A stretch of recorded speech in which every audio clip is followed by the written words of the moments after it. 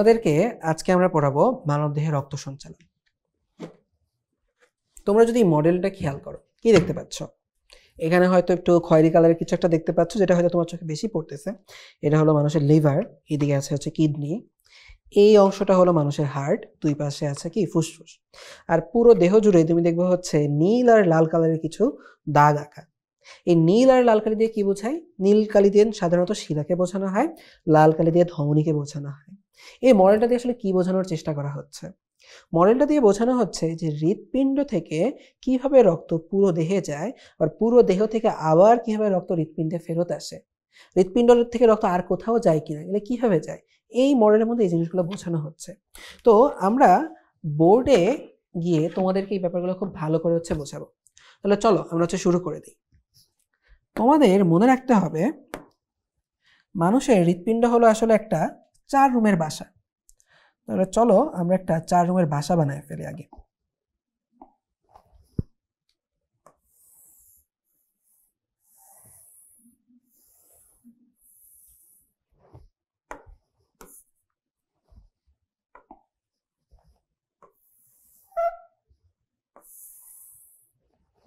মানুষের হৃৎপিণ্ডকে যদি আমরা একটা ডায়াগ্রাম দিয়ে প্রকাশ করতে চাই, আমরা চাইলে এইভাবে করতে পারি।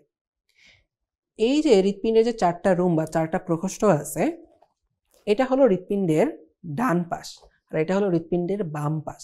ওকে, তাহলে চলো আমরা হচ্ছে লিখে ফেলি। এটা হলো হৃৎপিণ্ডের ডান পাশ, এটা হলো হৃৎপিণ্ডের বাম পাশ। হৃৎপিণ্ডের উপরের যে 2টা প্রকোষ্ঠ বা ঘর থাকে, এদেরকে বলা হয় অলিন্দ। তাহলে চলো আমরা এটা লিখে ফেলি। এটা হলো ডান পাশের অলিন্দ, এটা হলো বাম পাশের অলিন্দ। আর নিচে যে 2টা ঘর থাকে, এদেরকে বলা হয় নিলয়। তাহলে এটাকে আমরা কি বলবো? ডান পাশের নিলয়। এটাকে আমরা কি বলবো? বাম পাশের নিলয়। আশা করি হৃৎপিণ্ডের 4টা প্রকোষ্ঠ কি তোমরা বুঝতে পারছো।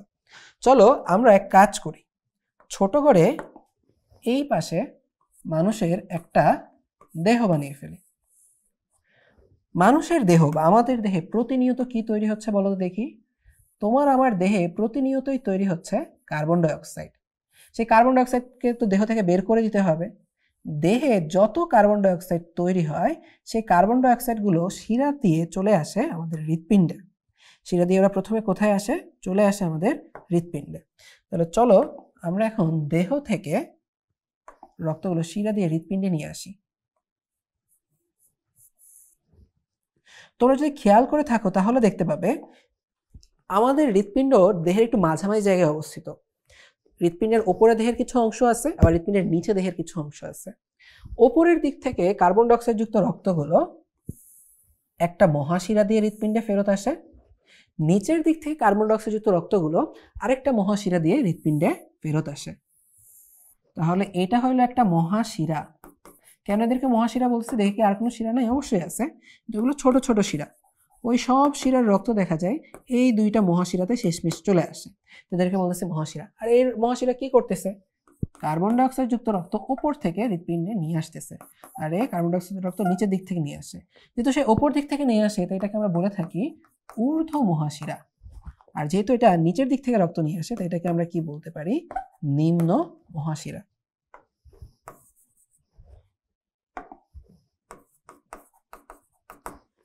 তাহলে আমরা বুঝতে পারলাম যে কার্বন ডাইঅক্সাইড যুক্ত রক্তগুলো দেহ থেকে চলে আসবে আমাদের ডান অলিন্দে। এরপর ডান অলিন্দ থেকে এই কার্বন ডাইঅক্সাইড যুক্ত রক্তগুলো কোথায় যাবে জানো? চলে যাবে নিচে। কোথায়? ডান নিলয়ে চলে যাবে। এবং এই ডান অলিন্দ আর ডান নিলয়ের মাঝখানে এই যে রাস্তাটা যেটা আছে, এর মাঝখানে থাকে একটা দরজা, যাতে সে রক্ত চলাচলটা খুব সহজেই নিয়ন্ত্রণ করতে পারে। এইভাবে দরজাটা থাকে।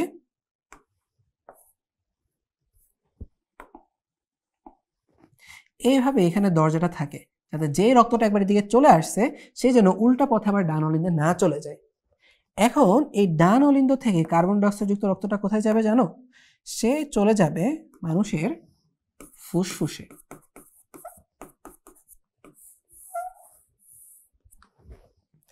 তাহলে আমরা এখন চলে যাই ফুসফুসে।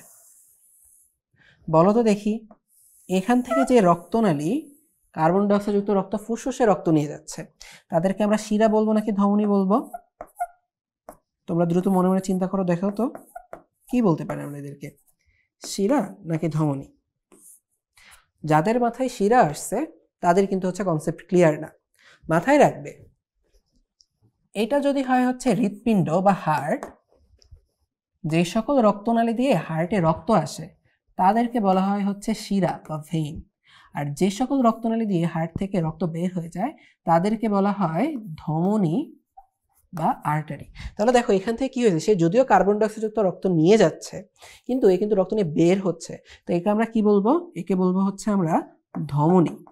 এই ধমনীটা কোথায় রক্ত নিয়ে যাচ্ছে, ফুসফুসে, তাই একে আমরা বলে ফেলবো ফুসফুসীয় ধমনী।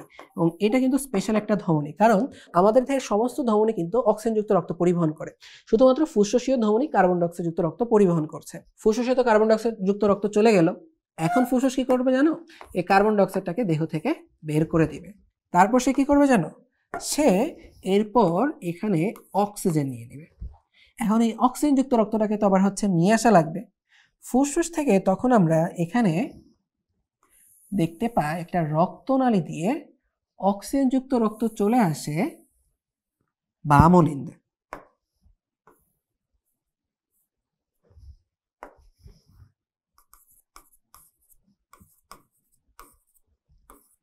অক্সিজেনযুক্ত রক্ত কোথায় চলে আসলো, বামলিন্দে চলে আসলো।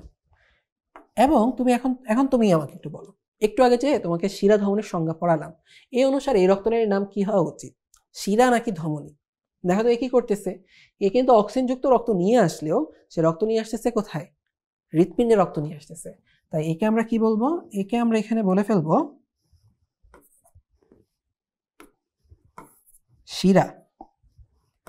একে আমরা কি বলে ফেলবো, শিরা। কোথেকে রক্ত নিয়ে আসতেছে, ফুসফুস থেকে, তাই একে আমরা বলবো ফুসফুসীয় শিরা। তাহলে ফুসফুসীয় শিরাই হলো আমাদের একমাত্র ব্যতিক্রমী শিরা যে অক্সিজেনযুক্ত রক্ত পরিবহন করে। আমাদের দেহের বাকি সমস্ত শিরা কিন্তু কার্বন ডাইঅক্সাইড যুক্ত রক্ত পরিবহন করে। এখন বাম অলিন্দ থেকে এই অক্সিজেন কি হবে জানো, চলে যাবে বাম নিলয়ে, এবং এই বাম অলিন্দ আর বাম নিলয় এদের মাঝখানেও কিন্তু একটা দরজা থাকবে। সেই দরজার নাম কি জানো, সেই দরজার নাম হলো বাইকাসপিড কপাটিকা।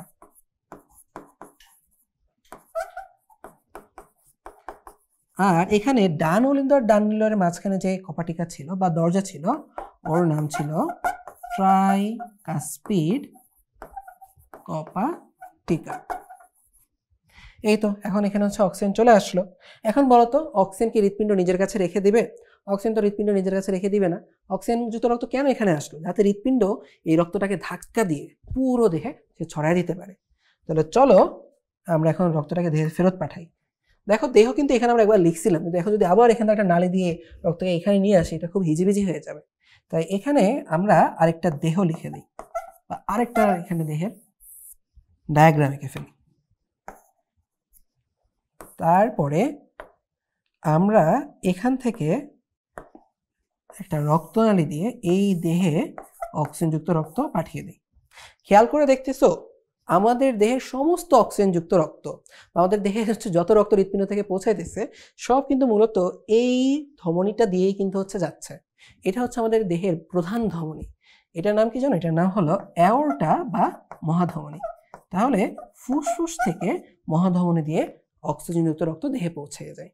দেখো তো আমরা আমাদের চক্র কোথা থেকে শুরু করছিলাম, এই দেহ থেকে, এই যেখান থেকে দেহ থেকে কার্বন ডাইঅক্সাইড যুক্ত রক্ত ডান অলিন্দে আসলো, সেই কার্বন ডাইঅক্সাইড যুক্ত রক্ত ডান নিলয়ে গেল, সেখান থেকে গেল সে ফুসফুসে, ফুসফুস থেকে কার্বন ডাইঅক্সাইড আর অক্সিজেনের আদান প্রদান হলো, এই অক্সিজেন যুক্ত রক্ত চলে আসলো বাম অলিন্দে, বাম অলিন্দ থেকে গেল বাম নিলয়ে, আবার চলে গেল হচ্ছে অক্সিজেন যুক্ত রক্ত দেহে।